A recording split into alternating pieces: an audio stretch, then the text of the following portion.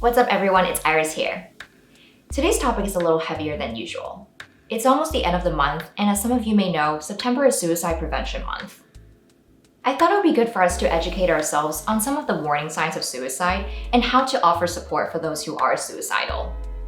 You might have lost someone due to suicide, or had a friend or family member attempt to kill themselves. I know that a lot of people are used to saying the phrase someone committed suicide, but the term committed often has a negative connotation. It's also common for those who want to end their lives to be misunderstood and be viewed as selfish. In order to reduce the stigma around suicide, let's try and use the phrase someone died by suicide or they took their own lives. Since 13 Reasons Why came out, there's definitely been a lot of controversy around the show. For those who haven't watched the show, this drama is about revealing why a high school student decided to end her life through a series of cassette tapes. Most parents aren't prepared to have conversations around suicide with their kids. But I think that this show provides a great opportunity for families to start opening up a dialogue about suicide.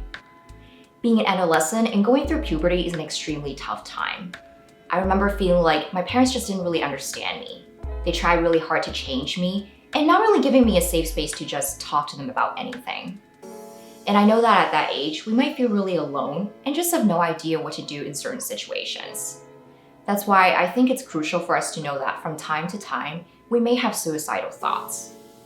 Sometimes we might want to escape or disappear, and that's totally normal. And with so many challenges people are facing, especially this year of COVID, unemployment, and having a completely different routine than before, suicide rates in the US is definitely on the rise. The latest statistics show that in 2018, 48,344 Americans died by suicide. The rate of suicide is highest among middle-aged white men, and on average, there are 132 suicides per day. And the most shocking and devastating data I found was that there were an estimated 1.4 million suicide attempts in the year of 2018 alone.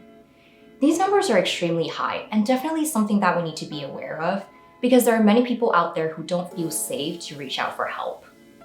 They may be ashamed of their struggle or they're worried about being misunderstood and judged even more. That's why I hope that this video can help you, a friend, or a family member learn about the warning signs of suicide so that we can provide support for those who need it. Let's begin by talking about some of the warning signs that someone may be suicidal. 1. Expressing extreme loneliness and isolation. 2. Talking about wanting to die or ways to die or kill themselves. For those who are severely depressed, depression is distorting their reality and they can't seem to escape negative intrusive thoughts. 3. Socially withdrawn all of a sudden and have expressed that life is meaningless or pointless. This is because they can't envision a future they want to live in. 4. Feeling like a burden to others. For those who are suicidal, they truly believe that others would be better off without them. 5. An increased use of alcohol or drugs. 6. Displaying extreme mood swings.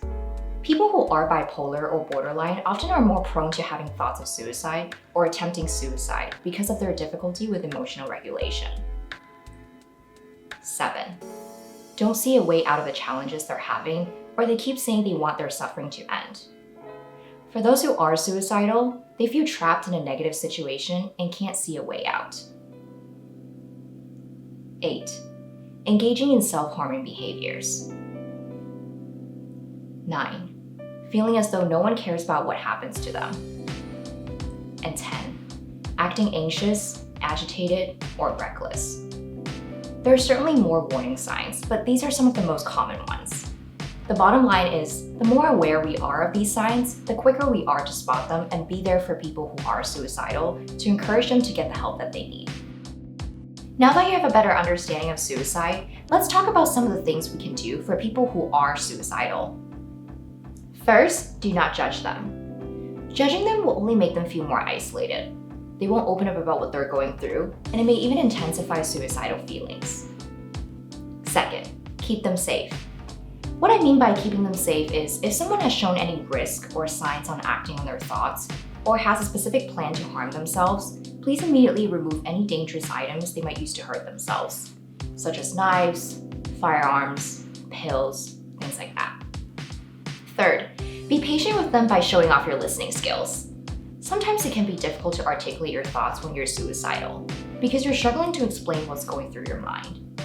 That's why it's so important for someone who's suicidal to feel heard. The more you listen, the less alone they feel, and the more hope they'll be able to see in the future. But if they're not ready to talk about it yet, don't force them to. Sometimes just sitting there next to them shows that you're there for them. Fourth, empower them. Remind them how much you love them and the accomplishments they've made. Tell them how proud you are of them fighting through this and that they're not a burden. And lastly, 5, encourage them to seek professional help. It's hard to take that first step to reach out for help.